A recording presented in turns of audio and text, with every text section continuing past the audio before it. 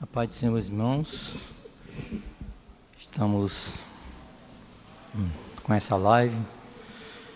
Foi uma das estratégias que Deus colocou em nossos corações, no coração dos nossos líderes, porque em meio a essa crise, os templos tiveram que reduzir. No início ficaram fechados para cultos presenciais e agora foi aberto com uma pequena parcela, mas Deus usou a estratégia. Nunca vimos tantas lives, como agora, e é uma estratégia em tempos de pandemia, de crise. E vamos também falar um pouquinho sobre estratégias. Hoje estamos dando continuidade à lição que era dos jovens do segundo trimestre, que era as conquistas, o livro das conquistas, com Josué, e entramos na 8ª lição, que é a batalha de Ai. Temos que entender que o povo de Deus recebeu por herança essas terras, e Deus tinha avisado que essas terras não estariam desabitadas, estariam morando pessoas. E a gente pode até perguntar assim, mas Deus não é injusto, pessoas já estão na terra e agora vem um povo e guerreia para tomar a terra? Algumas pessoas podem considerar isso como uma injustiça. E hoje a briga forte ali no Oriente, dos palestinos contra os israelitas, eles sempre falarem dessa injustiça. Porém, essa terra foi dada por herança, e o povo que estava lá fazia coisas que não agradavam a Deus, que deixava, porque para Deus era chamado de maldição, tá certo? E eles faziam coisas erradas, e chegou o juízo para eles, Eles faziam passar o seu filho ou a sua filha pelo fogo. Eles consultavam os mortos, os prognosticadores, faziam barbáries diante daquilo que Deus abominava. Então, o juízo deles chegou, e Deus usou o povo de Israel para executar o juízo. Então, e ao mesmo tempo Deus tinha dado uma terra para o povo. Quando o clamor chegou, e ele tirou o povo da servidão ali no Egito e lhe deu propriedade. Porém, essas propriedades deveriam ser conquistadas, porque o povo não ia entregar de mão beijada. E Deus guiou o povo durante 40 anos no deserto, e quando chegou a hora de conquistar as terras, o primeiro obstáculo foi o rio Jordão, que estava cheio, e a gente já estudou, e Deus removeu esse obstáculo, fez o povo passar, mesmo quando ele estava no momento de cheia, mas Deus tinha os seus motivos para fazer com que o povo passasse, e ali foi um milagre de Deus. Depois, já em terras da promessa, eles lutaram e guerrearam contra a cidade de Jericó. Jericó era uma cidade fortificada, e dificilmente uma nação que não tivesse o auxílio de Deus derrotaria aquela cidade. E Deus usou uma estratégia com os sacerdotes, rodearam a cidade por 7 vezes, 7 dias, e ali depois os muros caíram, e tudo foi providência de Deus. Ou seja, Deus sempre na frente. Feito isso, foi vencido a primeira batalha. O povo praticamente recebeu tudo já na mão. A vitória foi toda executada por Deus. Ali eles só tiveram que gritar, e os muros caíram. Deus fez os muros caírem, e aí eles venceram. Foi rápido demais, porque Deus estava nesse negócio. Mas de repente, agora nós tínhamos a segunda cidade a ser conquistada. Josué manda alguns homens, que a gente chama de espia, para verificar. Todo mundo que vai guerrear deve conhecer um pouco o seu adversário, quais são os pontos fracos, aonde atacar, tudo. Normal para quem vive na guerra, é uma estratégia de conhecer o campo de batalha, como era a cidade e tudo, e eles foram. Até aí tudo normal. Quando eles trouxeram o relatório, era a cidade de Ai. Essa cidade era estratégica porque ela controlava, né, a rota de passagem entre Betel e Gilgal. E aí, meu amigo, quem tem o domínio dessa cidade vale ouro. É um controle que renderia muito, comercialmente falando, e era estratégico. E eles viram lá a cidade, não era como Jericó, era uma cidade fortificada, mas seria mais fácil aos olhos humanos, né? E aí eles trouxeram, como qualquer espia deveria trazer. Eles disseram que a cidade era assim, assim, assim, e começaram no palpite. Aí deram o primeiro palpite, também é justo, quem estava lá e viu, aí disse, olha, a cidade é tranquila, não é como Jericó, dá para vencer. Eu fosse o senhor, mandava no máximo 2.000 ou 3.000 soldados só, e para não fatigar todos os soldados, deixa o restante em paz. Josué, um líder que vivia o tempo todo em contato com Deus, parece que tirou um pouquinho de férias. Eu acho que ele disse, não, eu acho que está fácil demais, não vou ocupar Deus não. Eu acho que talvez ele tenha passado isso na cabeça dele. Esse problema aqui é só uma dor de cabeça, não é um câncer não. Eu acho que eu vou comprar uma Neosaldina, uma aspirina, para que orar?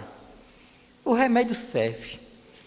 Então, eu não preciso do milagre de Deus nesse caso, não. Vai ser no meu braço mesmo. Eu acho que ele quis também dar um pouco de folga para Deus. Talvez tenha sido isso. Claro que a Bíblia não relata, né? E aí, sem consultar, a Bíblia não diz, mas provavelmente não consultou a Deus. E aí, mandou aqueles 3.000 soldados para guerrear e disse, vai ser fácil, é moleza essa, é chuchu beleza, não tem que dar errado. Ora, a gente atravessou o Rio Jordão, Deus foi com a gente, a gente venceu Jericó, o único lugar do muro que não caiu foi ali onde tinha uma promessa de Deus para Raabe, mas o restante Deus derrubou tudo, está na mão. Aí, irmãos, aqui vem a primeira lição para mim e para você. A gente nunca, em hipótese alguma, deve tirar Deus do primeiro lugar na nossa vida. Não importa qual é o tipo de problema ou qual é a circunstância. Se é um problema grande, todo mundo faz consagração, chama, faz o grupo da família, faz uma consagração grande, mas quando parece que o problema é pequeno, parece que a gente nem coloca no grupo. Irmão, ore por mim, eu estou com dor de cabeça, né? Aí isso aqui é fácil, a gente vai lá na farmácia lá, X, compra o remédio e já resolve. Deus, fica aí, segura um pouquinho, porque esse assunto aqui eu resolvo, né? Então, Josué parece que tomou essa solução, não consultou a Deus, e aí foi batalhar. Quando chegou lá, a Bíblia diz que os habitantes de Ai, eles guerrearam contra aqueles 3.000 homens, saiu correndo atrás deles, e nesse negócio morreu aproximadamente 36 pessoas. E aí chegaram tudo lá, derrotados, e agora se põe em xeque aquilo que estava desde o início desenhado, quando Deus chamou Josué e disse, Josué, não pasme e nem te espante, porque o Senhor é contigo por onde quer que andares, né? Todo lugar que pisar a planta do vosso pé eu vos tenho dado, tá? Nenhum se susterá diante de ti, os inimigos cairão diante de ti. Fiz um concerto contigo. Tão somente tu medita nessas palavras, né? Anda conforme está nessas palavras. Não se desvie nem para a direita nem para a esquerda, para que prudentemente tu possas se conduzir. E eu serei contigo. Então Deus deu uma promessa para Josué, e aquela derrota, em hipótese alguma, estava dentro do livro ou das promessas que Deus tinha falado para Josué. E agora entrou um monte de interrogação na cabeça de Josué, e não só dele, como também dos anciãos. Como assim? Como é que a gente foi derrotado? Não. Se Deus falou que daria todas as cidades para a gente estaria conosco, e agora uma cidade dessa que não é tão expressiva como Jericó, e fomos derrotados. E a Bíblia diz que o coração do povo se derreteu como se fosse com água. Ficaram tudo com medo. E as consequências dessa derrota é que as nações vizinhas perderiam o medo de Israel. Irmão, uma derrota simples, numa batalha, causaria um estrago muito grande. Todas as nações agora se juntariam, e se Ai vencer, por que eu não posso vencer? Né? E aí, claro que nós vamos falar aqui ponto por ponto, mas a introdução é essa. Alguma coisa deu errado. Ou Deus viajou, porque a Bíblia diz que Deus é onipresente. Ele está em todos os lugares. O próprio Elias, quando estava lá com aqueles profetas de Baal, disse: como é o seu Deus? Pode ser que ele tenha viajado ou esteja dormindo, não é isso? E pode ser que vocês clamando bem alto, pode ser que ele se acorde. Talvez ele tenha pensado: será que Deus dormiu? Mas a Bíblia diz que o guarda de Israel não dorme, nem tosqueneja, nem pisca. Então tinha uma coisa que estava errada, né? Então ele foi fazer o quê? O que um bom líder tem sempre que fazer. Tem uma coisa errada, não vai pegar logo no culto de quinta-feira e vai meter a lenhada, não. Vamos logo ver o que foi que houve, vamos ouvir as partes e vamos tomar as decisões de acordo com a orientação divina, para a gente não cometer erros, porque Deus não erra. E o líder que está debaixo da proteção de Deus, ele toma decisões de acordo com a orientação do Espírito Santo, senão o ministério dele é fracassado. Então, Deus avisa para Josué, no versículo 1, que diz: e prevaricaram. O texto é bem claro. Vou abrir a Bíblia porque nós estamos com a lição no celular. E no capítulo 7 de Josué, ele diz assim, no versículo 1: e prevaricaram os filhos de Israel no anátema. Quando ele fala que prevaricaram os filhos de Israel, a palavra prevaricaram, ela dá uma conotação de coletividade, que o povo pecou, dá um senso comum, até porque naquela época Deus fez um acordo, um concerto com Israel, e todos deveriam estar envolvidos no mesmo concerto.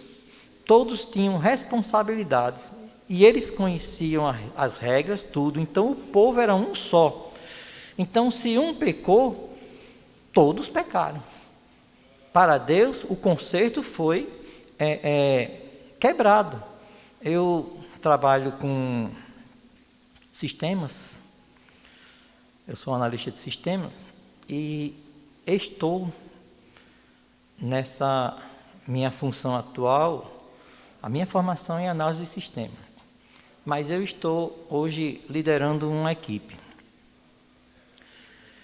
e nós planejamos uma entrega, e é um time que faz a entrega, e cada um conhece a sua responsabilidade. Se um falhar, Toda a entrega é comprometida. Se um falha, o time falhou. Nós não entregamos. Houve um culpado, mas o time todo falhou. Aí a responsabilidade é de todo o time. Nós não entregamos uma demanda que deveria estar pronta no dia X, porque um falhou.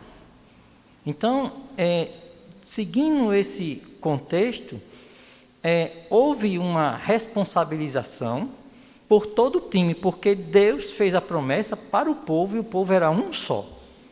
Né? Então, quando ele fala prevaricaram, a gente sabe que foi uma pessoa só. Porém, para Deus, houve um pecado nacional. E as consequências desse pecado de um povo, de uma pessoa, de uma família, de uma clã, gerou consequências terríveis. Tá? Então, primeira coisa, o pecado, ele afasta, tá, Deus dos homens.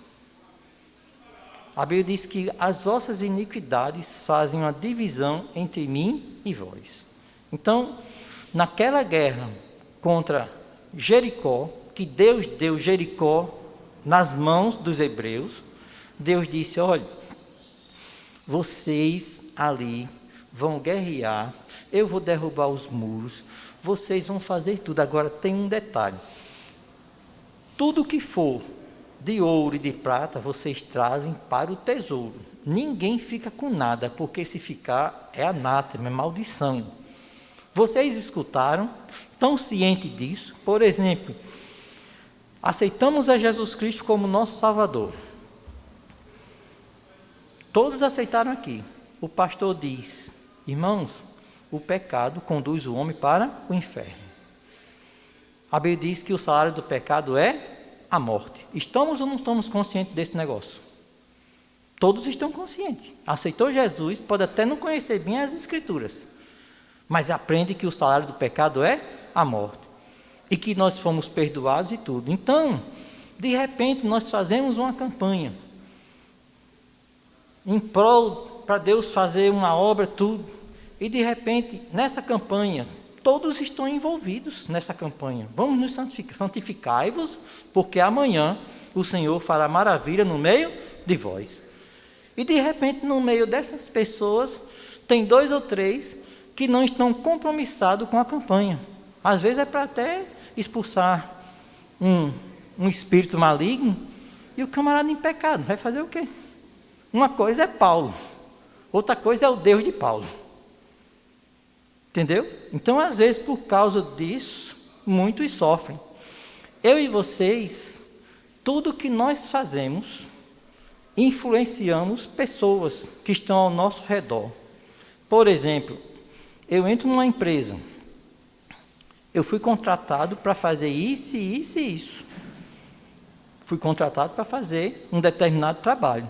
E eu encontro as políticas explícitas da empresa dizendo que você não pode ser negligente nisso, que você deve chegar cedo, que você não pode ser desonesto, assim, assim, assim. Eu sou casado, tenho filhos que dependem de mim. Então, nessa empresa, eu tomo uma atitude de ser desonesto. Eu sou pego e o que acontece? Eu sou demitido, às vezes até por justa causa. O meu pecado, ele foi terrível para mim, mas alcançou todos os meus que estavam dependendo de mim. Então, por causa do meu pecado, pessoas à minha volta podem sofrer. Os irmãos entendem isso? Então, Deus disse, há um anátema. Então, quando Deus chegou, que foi guerrear, disse, tudo aquilo lá, vocês não levem, o despojo daquilo não é para vocês. Nessa estratégia não é para vocês. Tinha um homem também, tá certo? Chamado Acã. Acã, ele vem de uma família, ele era um líder de uma família, tá? Então ele vem de uma família, e o interessante é que os pais dele, tinha um que era, os antecedentes dele, tinha um que era Vou ler aqui o nome do descendente. No versículo 1. Os filhos de Israel, prevaricaram os filhos de Israel, porque Acã, filho de Carmi. Carmi aqui, a palavra Carmi significa vinha. O camarada, o pai do pai de Acã, o nome dele significava vinha, que era filho, pai de Zerá, que significa brilho do sol. E o nome de Acã significa perturbado. O camarada vem de uma tradição de pessoas ancestrais, tá? Homens que os nomes significavam coisa boa, e nessa família surge um camarada que o nome dele é perturbado. E aí, pastor, copastor, um dia você vai dirigir congregação, você sabe disso, né? Só é uma questão de tempo. Não coloque pessoas perturbadas na sua equipe, não. Lhe dá prejuízo. O grande problema hoje é que os pastores, não todos, pelo amor de Deus, não generalizando, eles não estão mais pedindo orientação a Deus sobre aquela determinada figura, se é possível utilizar ele na obra, naquilo que está sendo proposto, e se ele tem condições de agregar valores, ou se ele será um prejuízo, porque o pastor não tem uma bola de cristal. Ele vê uma pessoa boa, um bom pai de família, tudo, mas quando se trata de personalidade, de caráter, muitas vezes aquilo está oculto aos olhos humanos. Mas Deus sabe todas as coisas, Deus conhece todas as coisas. E às vezes, se o homem não tem uma orientação do Espírito Santo, aquele camarada é de primeira. Se nós fizermos uma análise do currículo dos 12 apóstolos, o único que entrava na empresa que eu trabalho, chama-se Judas Iscariotes. Porque o camarada é bom, rapaz. Ele é tesoureiro, conhece de finanças. Não tem na Bíblia dizendo que ele era agressivo, como Pedro, assim, meio sanguíneo, tá certo? Então, ele tinha senso, porque está gastando isso, podia guardar para isso, ele tinha senso de economia e tudo. Então, ele era o cara que estava preparado. Mas Deus conhece o homem por dentro, a Bíblia diz que o homem conhece por fora, mas Deus conhece por dentro. Né? Então, esse homem Acã, ele na realidade, ele sempre foi um homem desonesto, porque no tópico primeiro da lição diz assim, o perigo do pecado. Quando ele fala, pecaram, esse homem pegou na guerra lá em Jericó, do anátema, viu uma boa capa babilônica, 200 peças de prata e meio quilo de ouro, meu amigo. Isso aí deixava ele numa situação financeira favorável para o resto da vida dele, negociando bem, tá? Mas isso aí era maldição. Então aqui vai um conselho para você, meu amado ouvinte. A Bíblia diz que as bênçãos do Senhor são que enriquecem e elas não acrescentam dores. Mas quando não vem da parte do Senhor, elas causam dores, tá? Causam aflições. Então a Bíblia diz, é melhor você ter um bocado seco e com ele a tranquilidade, do que uma casa cheia e com dívidas e com perturbação. Então, procure viver a vida que você tem dentro das suas limitações e agradeça a Deus pelo que você tem. Talvez você não tenha tudo o que você deseje nessa terra aqui, mas continue assim, porque o que está reservado para você é riquíssimo. O que você dá tanto valor, que é o ouro e a prata, a Bíblia diz que no céu as ruas são feitas, é asfalto. No céu é asfalto.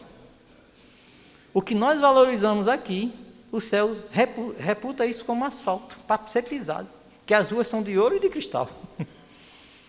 Então, o valor da moeda aqui na terra é o ouro, mas para o céu isso não vale nada.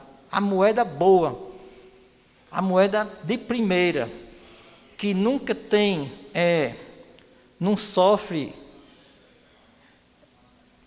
Desvalorização é o amor, é a justiça, né? Essa é a moeda que está sempre em alta, e se você tiver isso, você é homem rico. Tá? Aí ele fala, no primeiro tópico, ele fala assim, o perigo do pecado. Todos nós estudamos, tem a doutrina do pecado, e a gente sabe que a definição mais utilizada em nosso meio é que o pecado ele é uma forma de errar o alvo. Ou seja, quando é que eu estou pecando? Quando eu errei o alvo. O meu alvo é Cristo. O meu alvo é atender os estatutos do Senhor, é os mandamentos. Então, quando eu não atendo os estatutos do Senhor, os mandamentos e os seus juízos, tá certo? Então eu estou fora do alvo. Então, às vezes, aí aqui entra uma lição, pastor João Paulo. Posso chamar assim de pastor? Tá? Eu vejo ele como um dos meus pastores. Eu gosto muito do pastor Milton, mas eu vejo os 3 pastores. Pois é, para mim são meus 3 pastores. Tá certo? Então, o pecado, ele é isso. Tá? Ele é uma transgressão. Então, quando você estiver na frente das igrejas, como você está hoje, cuidado com esses irmãos que vê pecado em tudo.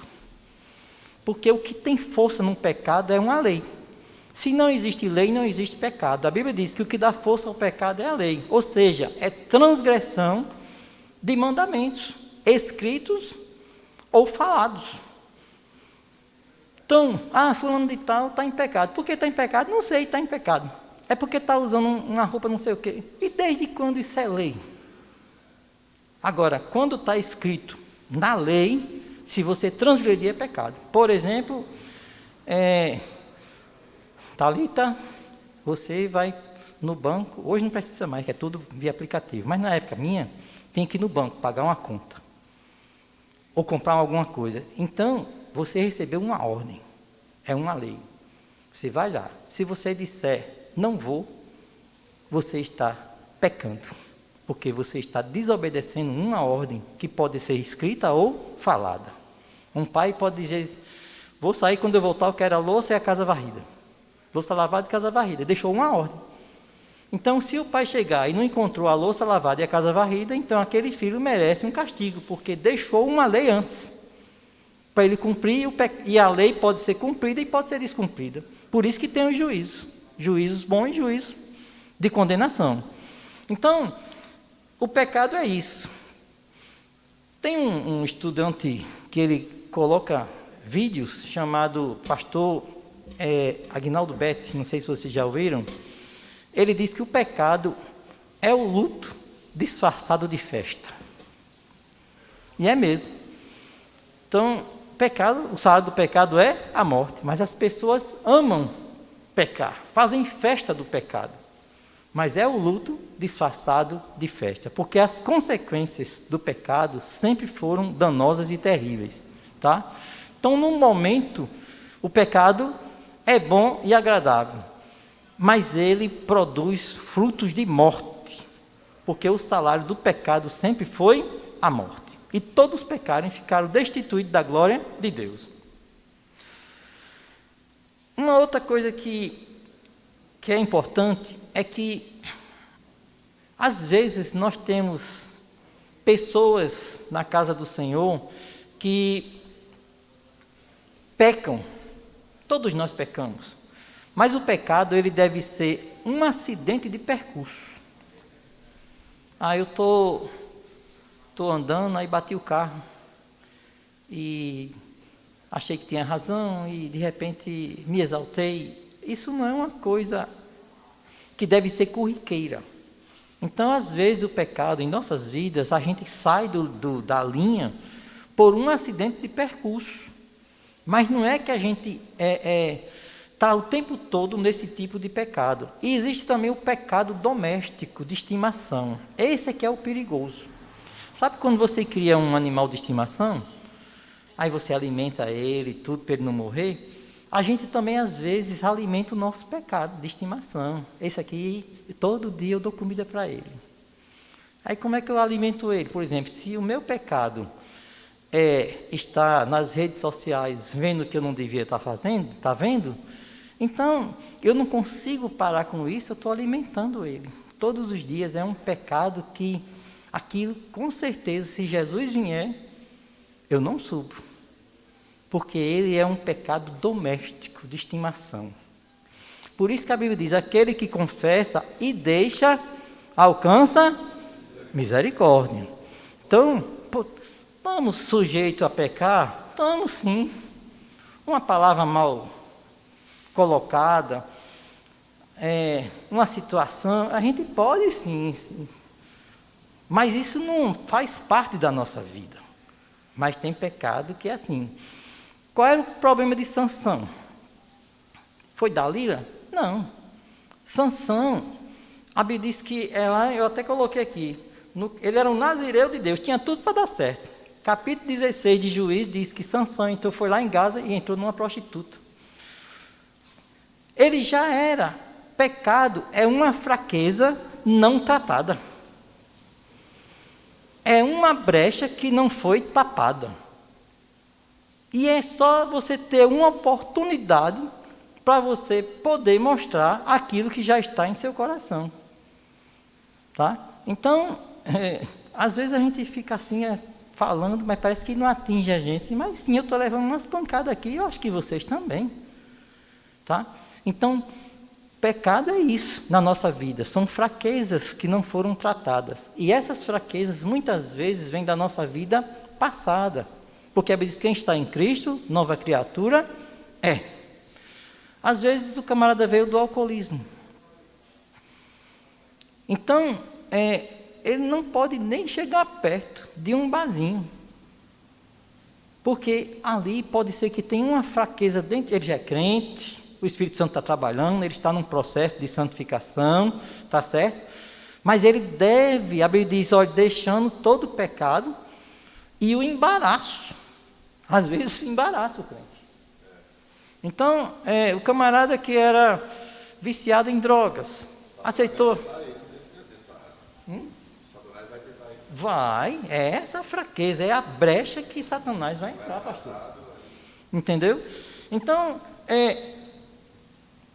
no caso de Acã, ele simplesmente manifestou aquilo que já estava no seu coração. Ele conhecia as regras. Quem aqui de nós que é crente que sabe que o pecado não agrada a Deus? Conhecemos as regras. O texto do dia aqui, se vocês forem ver, disse o meu, está em 2 Crônicas, capítulo 14, versículo 7. 7, 14? Disse o meu povo, que se chama pelo meu nome, se humilhar e orar e buscar a minha face e se converter dos seus maus caminhos, então eu. Aí agora, o então, tá certo? O então. Esse então, ele está no início do capítulo 8 também. O capítulo 7 começa, prevaricaram. Mas o capítulo 8 começa com então. Que é importante esse então aqui, tá? Porque já foi tratado a fraqueza e a ferida. No capítulo 8 já foi tratado. Mas nós estamos aqui no capítulo 7, tá? Que mostra o pecado, né? Então, o pecado nos faz cair. O pecado, ele nos afasta de Deus, nos deixa vulneráveis aos ataques do inimigo, e o pecado nos torna perdedores, né? Porque quando se fala perder, é porque você perdeu alguma coisa. O salmista Davi, quando o pastor, todo mundo está alegre com Cristo, estou, né? Levanta a mão quem está alegre, tudo. A questão não é se você está alegre com Cristo, a questão é se Cristo está alegre com você. Tá certo?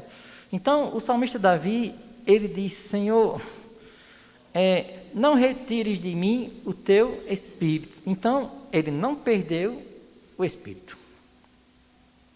Mesmo em pecado. Às vezes a gente vê o crente rabo de lagartixa. Vocês conhecem o crente rabo de lagartixa? Não sei, eu acho que era o pastor Não, pastor João Gomes. Não sei de quem eu escutei isso, mas ficou gravado. Tem pessoas, pastores, que eles, quando eles estão bem na casa do Senhor, eles não se manifestam muito não, sabe? Mas quando acontece um erro com eles, que fica notório, aí eles vêm para a igreja e começam a estalar em línguas estranhas, para dizer que continua crente mesmo, sabe? Aí o pastor dizia que o rabo da lagartixa, quando ela está na lagartixa, ele anda normal. Mas se você partir o rabo, você vai ver que ele vai começar a ser muito rápido, se mexe muito mais rápido do que se tivesse ligado no corpo.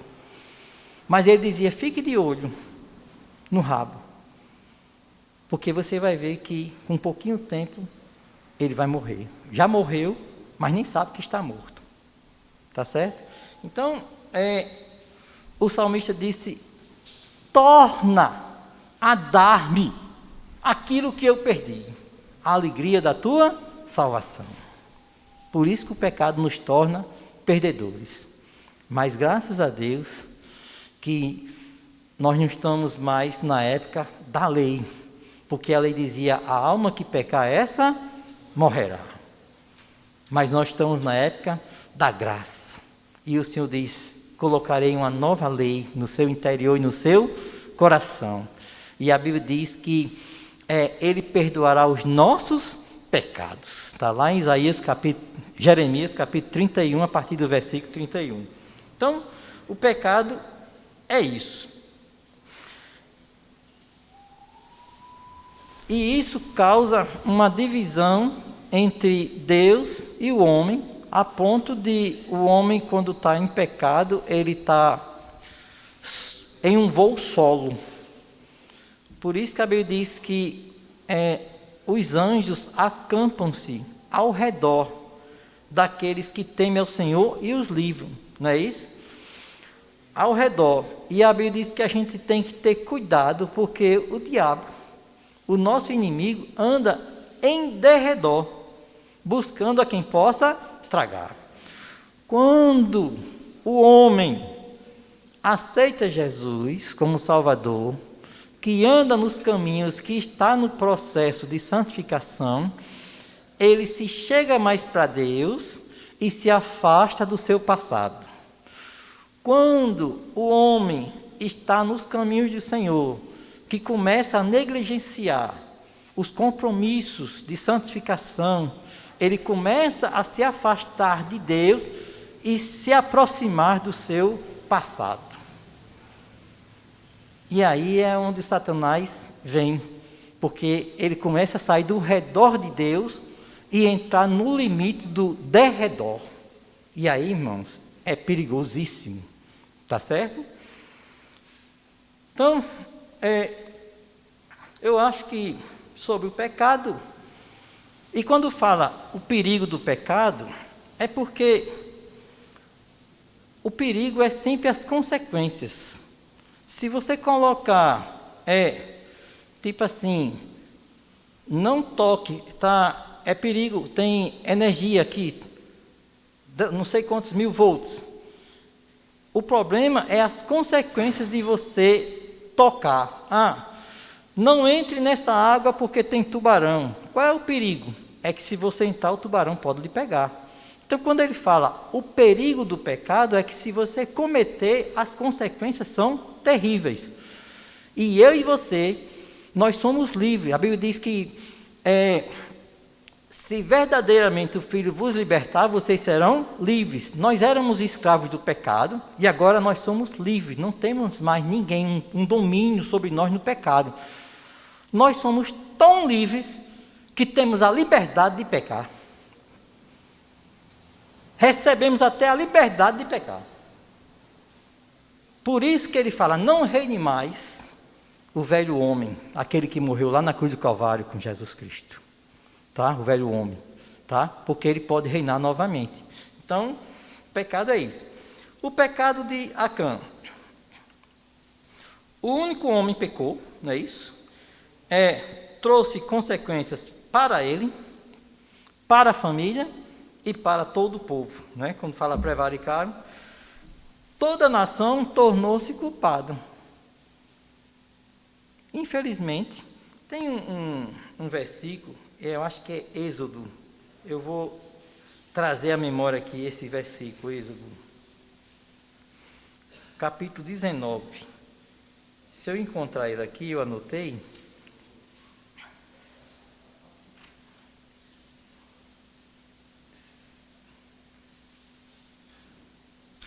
Se eu encontrar, quando eu estiver passando, eu vou... Pronto, 19. Êxodo 19, versículos 5 e 6. Eu vou ler para vocês aqui. Por que que foi todo o povo que pecou? Né? Alguém pode dizer assim, mas espera aí. Por que que Deus fez com que o povo fosse derrotado por causa do pecado de um homem, né? Então, a resposta está aqui em Êxodo, capítulo 19. Eu vou ler, vou reproduzir para vocês, versículos 5 e 6, que diz assim: Agora, pois, se diligentemente ouvirdes a minha voz e guardardes o meu conserto, então sereis a minha propriedade peculiar dentre todos os povos, porque toda a terra é minha, e vós me sereis um reino sacerdotal, e o povo santo. Estas são as palavras que falarás aos filhos de Israel. Então, todos deveriam estar compromissados com esse conserto. E Acã sabia muito bem disso. Por isso que ele fala, Acã, filho de Carmi, filho de Zerá e filho de isso, porque veio de uma tradição. E os pais passavam essa tradição. Então, todo o povo pecou. Então, por causa de um pecado, irmão Vicente, todo o povo sofre. Porque Deus falava para todo o povo. E todo o povo, para Deus, era um só. Então, pecou, todos sofrem, tá? Então,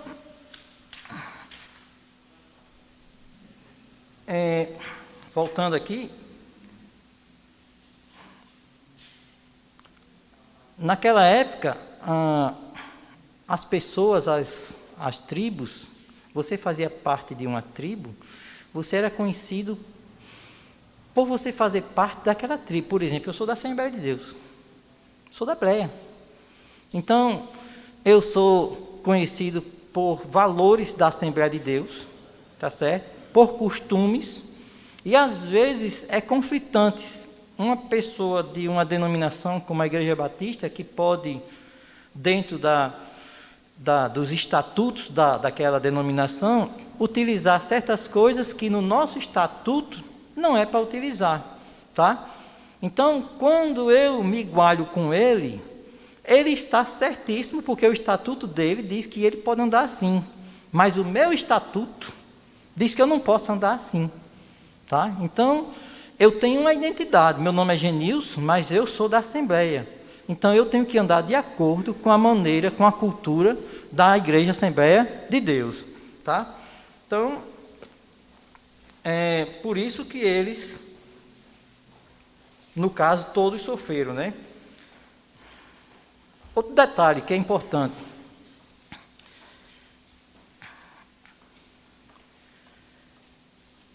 Às vezes, sabe, pastor João Paulo, eu tô pegando, você ficou aí agora... Se você tivesse ficado aqui, eu não ia, né? Às vezes, a gente tem que ter cuidado com aquele tipo... O crente, ele tem uma certa posição financeira e ele comete um erro e, de repente, eu abafo o caso.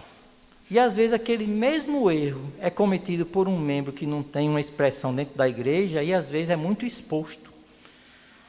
É 2 pesos e 2 medidas. Mas Acã, ele pecou e ele enterrou aquilo lá no meio da tenda. Será que ele escondeu isso ou toda a família não estava sabendo desse negócio? Então houve uma cumplicidade também. E quando ele começasse a comprar bens e fazendas e tudo isso, as pessoas iam usufruir daquilo lá. Então Deus extirpou aquele mal. Então, às vezes há uma cumplicidade. Às vezes existe uma união, temos que ser unidos, mas tem certas uniões que não pode, que é o caso de, quando a gente fala muito sobre a família, né? O caso de Ananias e Safira, por exemplo, eles eram muito unidos. Está aí uma coisa boa, eles tinham uma qualidade boa, eles eram unidos, mas eles eram unidos por mal. Chegaram lá e disseram, vamos dizer para Pedro que a gente vendeu por tanto, concorda comigo? Estamos unidos, estamos nós, estamos juntos. Hashtag estamos juntos. Eram tão unidos que morreram no pecado unidos. E Deus não quer esse tipo de união, tá? Isso é cumplicidade, tá? Para o mal. O que fazemos hoje afeta as pessoas positivamente ou negativamente, tá?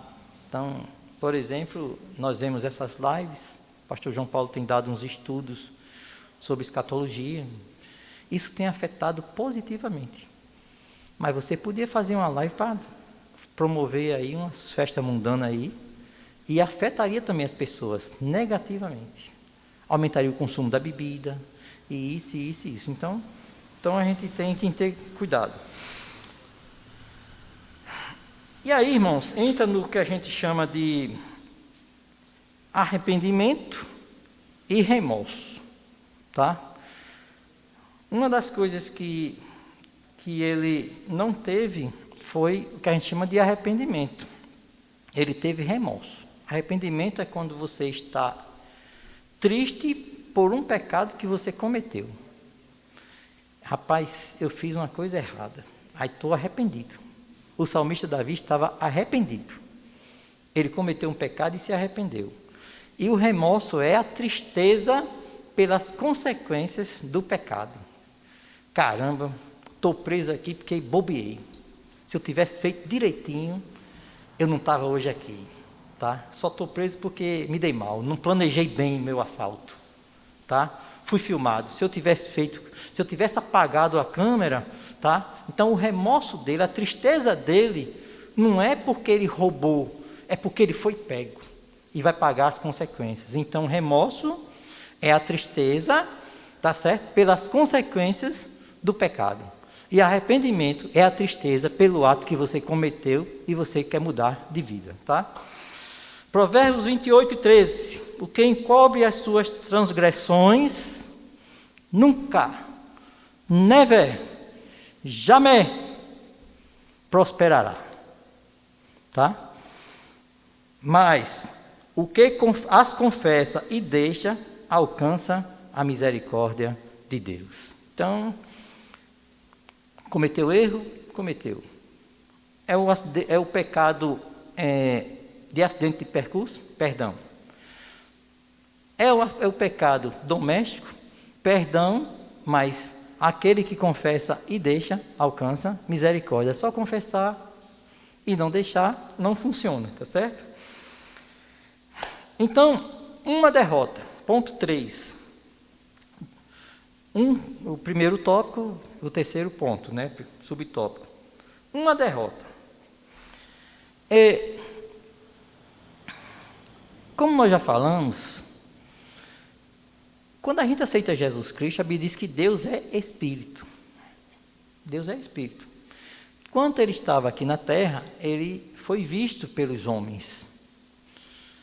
Pedro teve o privilégio de vê-lo aqui em carne e osso, mas depois que ele foi assunto aos céus, ele voltou à forma de Espírito. Ele tem corpo glorificado. Mas o tempo todo você não vê, mas ele está com você. Você vai para o hospital, irmão Vicente?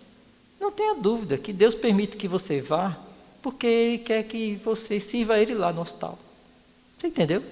Ele podia fazer com que você não fosse? Podia. Mas de repente tem alguém lá que precisa ouvir alguma coisa. Deus pegou Paulo, fez ele levar chibatada, só porque Deus estava de olho no carcereiro. Entendeu? Então Deus levou, sabia que Saulo ia levar uma chibatada? Ia, mas Deus estava querendo salvar o carcereiro. Então, Deus está conosco em todo o tempo, porque enquanto eu e você, nós andarmos tentando agradá-lo, tá? Nos livrando do mal, claro que a gente dá umas tropeçadas, mas o tempo todo pedindo perdão, não tenha dúvida que Deus vai estar junto com você o tempo todo. Você não vê, mas Ele está lá com você, está lhe carregando. Enquanto você estiver andando, Ele anda junto. Quando você não puder andar, os passos que vão estar na areia não é seu não, é o dele lhe carregando. Entendeu? Então, mas chega uma hora que você negligencia o compromisso com Deus. Aí você vai ter essa derrota. Então, Deus estava vencendo as batalhas. Se nós quebrarmos o relacionamento com Deus, Ele se afasta da gente.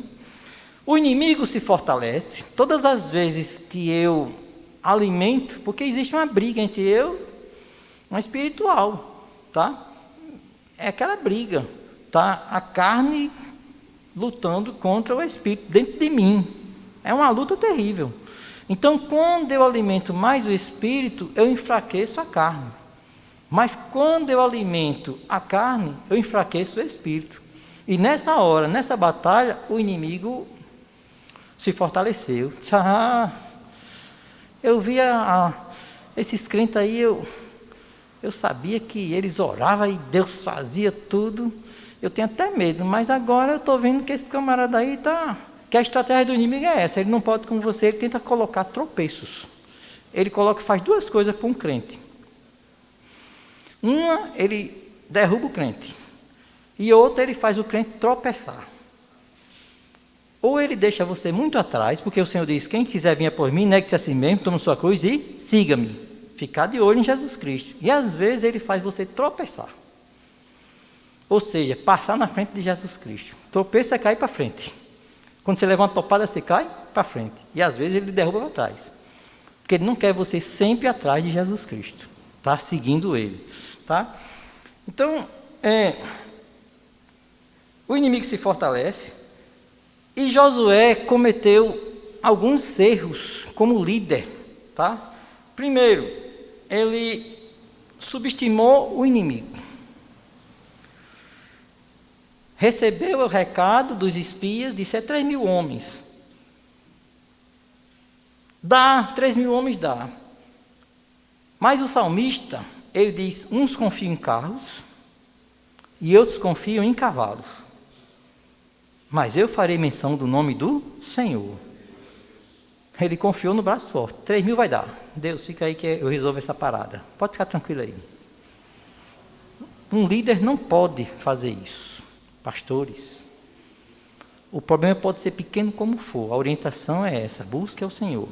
3 coisas que não pode faltar na vida de um líder, tá? Oração, é melhor ter calos nos joelhos do que feridas no coração.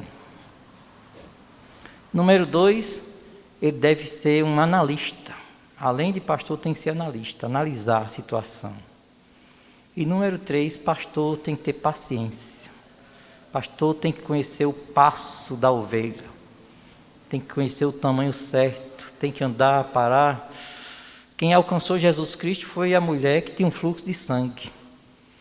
Humanamente falando, ela devia cansar, andar devagar, e Jesus Cristo parou. Então o líder para. Não anda rápido não, porque às vezes a ovelha está machucada. Precisa parar, orar, meditar e ter paciência. Tá? E ele simplesmente, não sei o que foi que houve com Josué, mandou e causou também um desastre. Não pediu orientação a Deus. Né? Confiou nos 3.000 guerreiros. Né? E pior de tudo, nós vamos ver isso lá na frente, mas só que vamos começar o segundo tópico. Às vezes a gente tem a mania de colocar a culpa em Deus. Pelos nossos problemas, a gente se queixa que Deus é culpado. E a Bíblia diz, de que se queixa o homem? Queixa dos seus próprios pecados. Aí o Josué foi orar, capítulo 7, versículo 7. Se vestiu de pó e de cinza, de saco, se humilhou e disse, Deus... É uma murmuração, né? Por que tu nos tiraste do Jordão, nos fizeste passar do Jordão? Não levou em consideração o milagre que Deus fez para abrir aquele rio, né? depois Deus derrubou aquelas muralhas. Ele, com o machadinho dele, ele não conseguia nem tirar uma casca daquelas paredes lá. E Deus derrubou. Irmão, não existe esse negócio de gritar e cair uma fortificação. Isso é insano para qualquer uma pessoa, não é? E ainda mais uma fortificação daquela que tinha mais de 800 anos. Não era com um gritinho que... Ali foi a mão de Deus. Aí você não levou em consideração nada do que Deus fez. Parece que aqueles versículos lá de Davi se apagaram da mente de Josué, que diz assim: bendize, ó minha alma, meu Senhor, e tudo que há em mim bendiga o seu santo nome. Bendize, ó minha alma, meu Senhor, e não te esqueça de nenhum dos seus benefícios. Parece que apagou. Tá? Deu um branco na mente dele. Aí ele, Deus, bom seria que a gente já estava tão acostumado a viver no deserto. Passei 40 anos, minha vida inteira foi sofrendo naquela... Então eu preferia, se é para estar passando por isso, me volto para o deserto novamente. Por que tu deixaste de eu passar do Além Jordão? Pelo menos ele fez uma coisa boa. Viu a situação difícil, não foi agora murmurar ou ir na casa de irmão A ou B e C, mas foi falar direto com Deus. O líder tem que fazer isso mesmo, né? Até murmurar, eu estava falando com uma irmã que ela estava chateada com Deus. Ela disse, por que Deus deixa isso acontecer? Mas ela estava passando uma luta tão grande, ainda está passando, né? E Deus nem olha para essas coisas. Deus não leva em consideração quando você está assim, chateado não, sabe? Mas venha falar com Deus, venha, se derrame, coloque culpa, como Jó começou, aí Deus, deixa eu fazer umas perguntas para você. Quem foi que colocou os fundamentos da terra? Aí começou. Até que Jó no capítulo 42, se eu coloquei uma mão na minha boca e falei impensadamente, vocês leiam o capítulo 42 de Jó, vocês vão ver coisas tremendas, tá? Então, em resumo, o tópico 1 é isso. O pecado, esse tópico 1 ele é bem difícil de engolir, né? Aí o tópico 2 é o motivo da derrota, né? Aí a primeira coisa o motivo da derrota foi o pecado. Tá vendo? O motivo da derrota é o pecado. Aí a primeira reação, a reação de Josué, né? Que a gente começou aqui. Primeiro, pastores, vocês não sabem tudo. Uma ovelha aqui, ela pode ser um lobo e vocês só vê pele de ovelha, tá? Então Deus conhece todas as coisas. O homem é limitado. A Bíblia diz que todas as coisas estão nuas e patentes aos olhos daquele com quem nós temos de tratar, tá? Em Hebreus 4:13. Então ele fala assim, é curioso desse tópico 2, né? É curioso como algumas pessoas, quando enfrentam alguma derrota, se tornam murmuradores. Josué já foi murmurar, né? Por que tu fizesse isso? É murmuração, irmãos. E aí, a murmuração, muitas vezes, afastam a bênção que Deus tem para lhe dar, sabe? Quando Deus tirou o povo lá do Egito, era para passar quanto tempo no deserto? 3 meses? Estourando uns 6 meses, pelo caminhar daquela nação toda. Mas eles passaram 40 anos. Então, aqui vai um conselho, meu amigo ouvinte, nessa live que eu não estou lhe vendo. A murmuração faz o crente andar em círculo. Ele nunca chega em lugar nenhum. Pare de murmurar e, em vez de murmurar, faça o quê? Cante, se alegre, tá certo? Porque às vezes você não sabe o motivo das coisas, você é limitado, tá? Mas Deus sabe todas as coisas. E às vezes alguma coisa acontece desfavorável na sua vida, pela permissão de Deus, porque Deus tem coisa melhor lá na frente e você tinha que passar por esse tipo de situação, tá? Mas nunca coloque a culpa em Deus, tá certo? Por exemplo, Adão. A Bíblia, eu não conheço, não vejo nenhum versículo dizendo que Adão era um homem segundo o coração de Deus. Adão colocou a culpa do pecado dele nas entrelinhas de um diálogo, de uma verbalização que ele teve com Deus, tá? No capítulo 3, versículo 12, Deus disse: Adão, tu comeste daquele fruto lá? Ele, em vez de dizer, eu comi, ele disse: Senhor, a mulher que tu me deste por companheira, me deu e eu comi. Ele estava dizendo: Deus, o culpado foi você, porque eu estava muito benzão, tá? Eu estava, resolvidão, né? Resolvidão. Eu estava aqui sozinho, tá certo? Não precisava de companheira nenhuma. Foi o Senhor que olhou e disse que não era que o bom que o homem estivesse só. O Senhor me deu uma adjuntora, eu não lhe pedi. O Senhor que me fez eu dormir, fez uma cirurgia, me deu uma anestesia boa, tudo. Mas eu não pedi não. Agora na hora do bem bom, isso aqui é osso dos meus ossos, né? Quando está tudo bem, a bênção de Deus, mas na hora que acontece uma adversidade, o culpado é o Senhor. Tem crente que briga com outro irmão na igreja e sai da igreja e coloca a culpa em Deus. Não vai mais para a igreja. Em vez de se reconciliar com o irmão, ele diz: não vou mais para a igreja mais não. Muda de congregação, muda de identidade, daqui a pouco está lá. É igual um ping-pong, sabe? Uma bola de ping-pong que você solta assim, ela bate, quica, depois bate, quica, mas você vai vendo que vai diminuindo. Quando o crente começa a andar de congregação, de denominação em denominação, não dá muito tempo não. Não estou pelo amor de Deus, não estou generalizando. Porque às vezes o camarada sai e aí ele cresce, né? Mas quando o camarada sai por causa de rebeldia, é problema certo. Ele é rebelde aqui, aquela congregação estava até bem, passou a ter problema no dia que ele chegou lá. Porque quando você sai com um problema, você leva o problema, você é o problema. Então eu quero sair daqui, pastor, eu agradeço pelos anos que estive aqui, me abençoe no meu outro ministério, que eu quero continuar lá, tudo, por uma circunstância assim, mas eu quero continuar. É mais bonito, mas aí sai falando aquele negócio todo. Então é um problema. Adão fez isso, reclamou. Agora, Davi era um homem segundo o coração de Deus. Se vocês em casa abrirem suas Bíblias no capítulo 51, o capítulo 51 todo é a confissão dele, tá certo? Mas o versículo 4 ele fala: contra ti somente pequei, e fiz o que a teus olhos é mal, para que sejam justificados quando falares e puro quando julgares.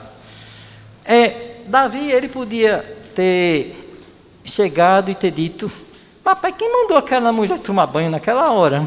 Justamente na hora que eu estava no meu descanso. Ele poderia colocar a culpa nela. Mas não, ele disse: eu pequei. Ele tinha ele fazia as coisas erradas, mas ele se arrependia. E os outros não. Parece que murmura e quer colocar logo a culpa em Deus. Então, meu irmão, pare de murmurar e pare de colocar a culpa em Deus, tá? Se você está devendo muito e não tem dinheiro suficiente para pagar, comece a fazer uma análise das suas finanças e veja que você gastou além do que devia. E não coloque a culpa em Deus não, meu irmão. Tá? Então, até porque se o inimigo fez eu pecar. Vá lá, eu não conheço o nome do CPF do inimigo, mas eu conheço o seu CPF. E está lá no seu nome, lá, aquela dívida. E foi você que fez. Então agora, se organize, tá? Então, aqui trazendo para nós, qual é a nossa atitude? Porque Josué colocou a culpa em Deus. Agora, eu e vocês, nós estamos isentos de ficar desempregados? Somos cristãos, mas podemos ou não podemos ficar desempregados? Somos cristãos e a gente não pode ficar doente? Somos cristãos e a gente não pode perder um ente querido? Somos cristãos e a gente não pode ter uma desilusão? Alguém nos deixar, que a gente ama tanto? E a culpa é de quem? É de Deus? Então, qual é a minha e a sua atitude quando bate a porta essas situações desfavoráveis? Vamos confiar no Senhor ou vamos colocar a culpa nele? Porque Josué era um líder de Deus, mas ele fez isso. Então, aqui vem uma pergunta que eu faço para vocês e vocês não respondem para mim, respondem para vocês, porque eu tenho a minha resposta para mim. E não estou gostando muito da minha resposta, não. Amém?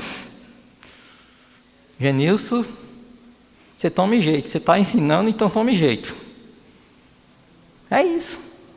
Porque parece que a gente é todo poderoso aqui, né? Quando está ensinando, parece que a gente nunca falha. Não, nós somos homens, estou aqui ensinando. Sabe? Quantas vezes eu vim pregar e saí de casa com um atrito com a minha esposa por alguma situação? Fazer o quê? Né? Acã tomou do anátema. Como é que está meu tempo?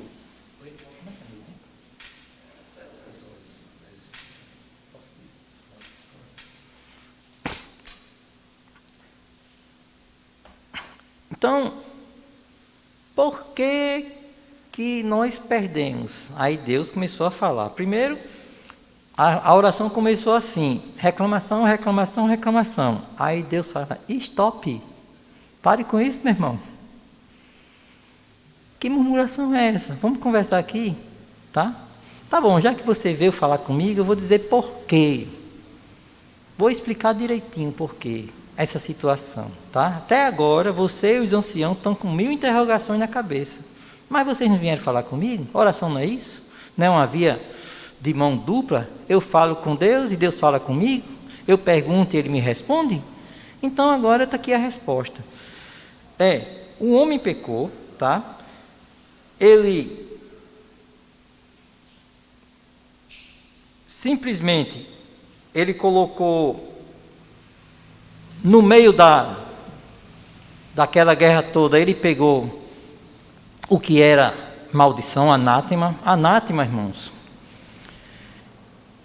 Eu tive a curiosidade de procurar nesses dicionários o que é anátema. Se vocês forem ver, ele é maldição. Mas no contexto, o anátema é alguma coisa consagrado a Deus para a destruição. O Deus está dizendo assim: eu quero que vocês guerreiem contra aquela cidade e tudo que vocês pegarem, isso, isso e isso, eu quero que vocês guardem para oferecer a mim destruição, para que o povo saiba disso tudo. Então, era aquilo lá que deveria ser destruído, era para glorificar o nome do Senhor. Era uma coisa que era consagrado para destruição e glorificar o nome do Senhor. Por quê? Porque naquela época,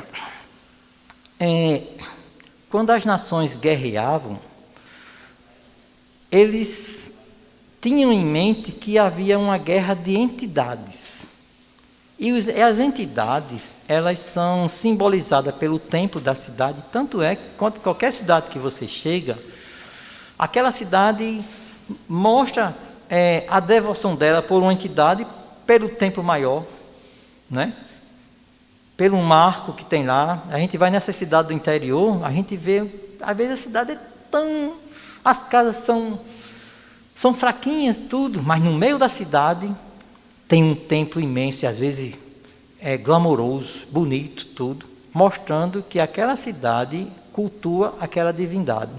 Então, quando eles guerreiam, que eles derrotam a cidade, a primeira coisa que eles fazem é destruir o símbolo da sua divindade, o seu templo, para dizer: o seu Deus não pôde com o meu Deus.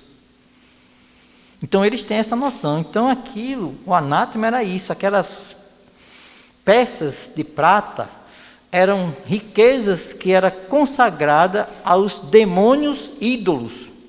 E aquilo para Deus era anátema. Deus não queria que o seu povo se apropriasse de coisas que levaria à corrupção, porque Deus disse: isso vocês não pegam, a minha graça te basta. Daqui a pouco Acã estava lá comprando fazendas, a sua família enricando, comprando Hilux, tudo isso, e alguém ia dizer: como foi que ele conseguiu? Ali foi daquela guerra lá, mas Deus não falou que não era para ter pego, e você pegou e se deu bem. Então, da próxima vez que Deus falar, eu também vou pegar. Entendeu? Então, aquilo poderia levar o povo também a se corromper. Então, Deus tinha que tratar aquele pecado pela raiz. Aí disse a Cã, aí foi lá, fizeram lá aquela sorte, encontraram lá, e depois ele confessou que realmente, com remorso, né, porque foi pego, aí foram lá e pegaram lá o despojo lá. Então, Acã se aproveitou, tá certo, de uma oportunidade para fazer aquilo que estava no seu coração. Se eu perguntar para vocês hoje, para mim e para vocês, vocês são honestos? A resposta que vocês iam dar é sim, somos honestos. Mas se eu perguntasse, você tem oportunidade de ser desonesto? Se você tiver oportunidade de ser desonesto, você faria isso? Porque Acã fez aquilo que já estava dentro do seu coração. Às vezes o camarada, a política é boa. A política é boa. Ela rege, né? A política não é ruim, não. Mas a política, ela dá oportunidade para pessoas que têm a desonestidade no seu coração, ter a oportunidade de deixar claro e agir conforme a sua desonestidade. Enquanto ele estava como um cidadão normal, ele não tinha a oportunidade de ser desonesto. Se fosse entrar num banco, tem guarda lá, ele não consegue roubar. Se tentar entrar no aplicativo, ele só pode tirar dinheiro que tem na sua conta. Então, ele não tem muita oportunidade para ser desonesto. Mas quando ele chega em determinados lugares que se apresentam oportunidades, aí ele vai mostrar aquilo que está dentro do seu coração. Por exemplo, eu sei que os irmãos não fazem isso, mas nós vamos dirigindo, aí tem um retorno. Aí temos que estar tudo numa filinha, não é isso? Aí de repente vem um camarada e faz isso, entra na frente. Meu amigo, ele está tendo a oportunidade de mostrar quem ele é. Ele não entrou na fila como todos. Ele já foi logo por lá. Se eu coloco um homem desse na política, vocês entendem? Então ele é desonesto no pouco, vai ser no grande também. Tá? Então é nesse sentido que a gente tem que ter muito cuidado. Aí aqui no ponto 3, ele diz assim, a ira do Senhor se acendeu. Deus ficou chateado, irmãos. Deus ficou irado. Tá? O que é que motiva a ira de Deus? Tá certo? Por quê? A ira de Deus é motivada pela aversão ao pecado. Então, quando o homem peca, Deus fica irado com o pecado. Mas Deus ama o pecador, pelo amor de Deus. Tá? E às vezes as consequências do pecado é terrível, mas o pecador, Deus ama isso. Deus fala tudo, dá a oportunidade para que ele se arrependa e que ele chegue, que a Bíblia diz que Deus não quer que nenhum se perca, mas que todos cheguem, né, ao conhecimento e ao arrependimento e à salvação. Aí vem a pergunta, a Bíblia diz que o temor ao Senhor, está lá escrito, que tem que ter temor ao Senhor. Cara, então o nosso Deus é um Deus que se ira. Não. O temor ao Senhor, tá certo? Está lá escrito no livro de Provérbios, que é aborrecer o mal. Tá? Então, quando que é o princípio da sabedoria. Eu sou sábio, estou inteligente, tá? O princípio da sabedoria é o temor ao Senhor. E o que é temor ao Senhor? É aborrecer as coisas que Deus aborrece. Então, uma coisa que eu e você tem que fazer é o seguinte, no temor ao Senhor, eu tenho que amar aquilo que Deus ama e tenho que afastar da minha vida aquilo que Deus não aprova. Se eu fizer isso, tranquilamente, a alegria do Senhor é a nossa força. Quanto mais eu deixo Deus alegre, mais eu tenho força para continuar. tá? Então, Provérbios 8:3. O temor do Senhor é aborrecer o mal, a soberba e a arrogância e o mau caminho e a boca perversa Deus aborrece. Então, devemos fazer tudo isso. Ponto 3. Já estou terminando. Deus entrega a cidade de Ai. Vamos lá. A primeira coisa que aconteceu foi... foram derrotados. Por quê? Porque tinham pecado. E aí a Bíblia diz que o pecado irritou Deus e Deus não esteve com o povo e as consequências foram terríveis. Mas, algumas coisas aconteceram com aquela derrota. Primeiro, que o inimigo ficou confiante. Segundo, o povo teve um fracasso. Então, quando a gente tem um fracasso, a gente tem que considerar isso como lições aprendidas. Tá? Uns fracassam e desistem. Mas eu não, e você não, tá? Existe uma diferença entre teimoso e cabeçudo, tá? Qual é a diferença do teimoso e do cabeçudo? O cabeçudo é aquele que só faz coisa errada e continua dando cabeçada em coisa errada. E o teimoso não, é aquele que errou, mas ele continua tentando acertar. Ele teme em acertar. Então nós vamos ser teimosos no sentido de fizemos uma coisa errada, aquele camarada que inventou a lâmpada, né? Ele errou 2.000 e poucas vezes as experiências, mas um dia ele acertou. Então, até um dia ele acerta. Agora, a gente não precisa caminhar tanto, é só pedir orientação de Deus que a gente vai logo, rapidamente, tá? Então, o que acontece? Quando eu e vocês, nós erramos. A primeira coisa, Josué tapou as brechas. Removeu o pecado, o anátema. Tá certo? Colocou a casa em ordem. Colocou Deus em primeiro lugar. Aí, depois de feito tudo isso, aí Deus disse, eu continuo te dando a cidade de Ai para você, capítulo 8, tá? Aí disse, não fique, não se preocupe não, não tenha medo não, cara, foi um fracasso por causa disso e disso, o motivo foi isso, mas você não já removeu? Então Deus está lhe dando uma segunda oportunidade. Talvez você não tenha mais condições de ter um novo começo. Mas você tem condições de ter um final feliz. Amém? De começar a ter um novo final na sua vida. Então, aqui, isso aí aconteceu com Ai lá. E aí você diz, e o que é que isso tem a ver comigo? Que lições eu posso aprender com isso? Simples. Como é que está a sua vida? Está andando em círculo? Está murmurando muito? Tem coisas que você faz que não agrada a Deus? Você é doido para ter vitória, porque a mente nossa é essa, estou doido para ter vitória, para as portas se abrir, para isso, para isso, para isso. Mas, e Deus também quer que você tenha vitória. Mas tem um versículo que diz, esforça-te, que eu te ajudarei. Então, o que é que está faltando, Genilson? Para você ter uma segunda oportunidade, já que a primeira fracassou, não deu certo, as portas se fecharam, mas tem uma segunda oportunidade. Então agora, tape as brechas, organize a sua vida, tá?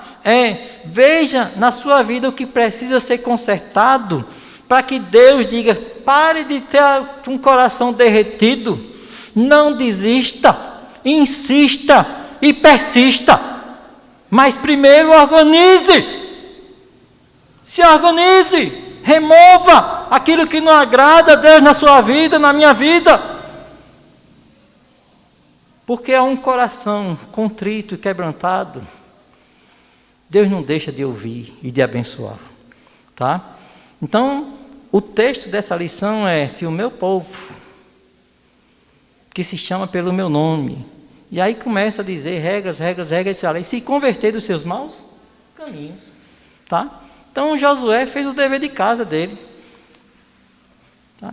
Então ele se organizou e Deus disse: agora é o seguinte, né? Você mandou 3.000 homens. O inimigo está muito confiante, tá? Ai, Deus, tá bom, então o que é que eu vou fazer agora? Eu vou rodear a cidade 7 vezes e depois vou gritar? Eu disse, não, você acha que eu só tenho uma maneira de vencer esse problema?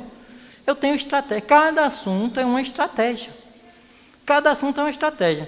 Aí como é que eu faço? Continue, conte com a confiança deles, faz o seguinte, agora eu vou dizer como é que você vai vencer esse negócio.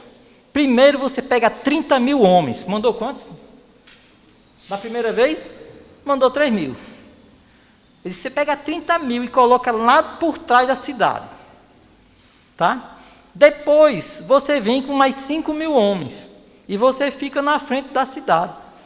Quando o rei vir, ele já está confiante. Quando o rei vir que vocês estão lá, ele vai pegar todo mundo e vai correr atrás de vocês. Aí vocês fogem dele, como se estivesse fugindo da primeira vez.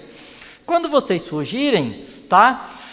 Tu lembra que quando Moisés estava levantando as mãos, tá? Aí o povo estava guerreando e vencia, e quando cansava, aí o povo cansava, tu fala o seguinte, tu levanta a tua lança também, deixa ela em pé, tá certo? E aí quando Josué levantou a lança, era um sinal, o povo viu, de novo, confiante, aí saiu correndo atrás de Josué, com os 5.000 homens, vamos matar ele de novo, estão correndo, coitadinho. Quando saíram da cidade, Josué levanta a lança, os 30.000 homens invadem a cidade, derruba, queima tudo, destrói. Quando o povo de Ai estava andando, que viu a fumaça lá atrás, que olharam, não sabia mais o que fazer. Aí Josué estava fugindo deles, voltou para guerrear contra eles, e os outros que estavam lá atrás destruíram e também vieram. Nesse negócio todo, sabe quantos homens morreram? 12.000 homens. Não se brinca com Deus. Tá? A vitória é nossa. Então Deus mudou e fez uma estratégia diferente. Mas a estratégia, quem deu foi Deus. Eu não sei, trazendo para a gente aqui, como é que você vai vencer essa sua situação. Mas converse com Deus e Deus lhe dará uma estratégia para você vencer. Conheço pessoas que as pessoas colocavam, eles jogavam água no quintal, alguma coisa assim, só para maltratar o vizinho que é crente. Aí foi que o vizinho fez, o crente, pegou, colocou uma plantinha lá, olha, aí o outro ficava jogando água para cá e estava aguando a plantinha dele. Então Deus está dando estratégia. Está maltratando você, Deus vai usar estratégia. O meu chefe, ele... meu Deus, eu não sei mais o que fazer. Coloca o joelhinho no chão que Deus vai lhe dar estratégias. Amém? Mas o camarada tem uma alta patente, está lá querendo me derrotar. Coloca o joelho no chão e Deus vai lhe dar uma estratégia. E Deus não fica mandando só rodear, não. Deus uma hora cura um cego com cuspe, outra hora ele cura dizendo, vê. Deus tem estratégia para cada um de nós. Agora, por favor, não pegue essa sua estratégia e coloque uma lei aqui na casa do Senhor, não. Irmãos, depois que eu mergulhei 15 vezes, eu recebi a bênção. Quer receber a bênção? Mergulhe 15 vezes. Que é isso? Foi uma coisa que Deus deu para você. Não tem que estar na Bíblia mais não. O que está na Bíblia já está escrito. Tá? Então a estratégia é uma coisa sua pessoal com Deus. Amém? E por último, não esqueça de fazer o culto de gratidão a Deus. Quando ele fez tudo isso, no final ele restaurou o compromisso com Deus. E se vocês forem ver, Josué aprendeu tanta lição, que quando ele estava no fim da carreira dele, ele chamou novamente todo mundo, vem cá, vem cá. Acabou minha liderança. Até aqui eu vim.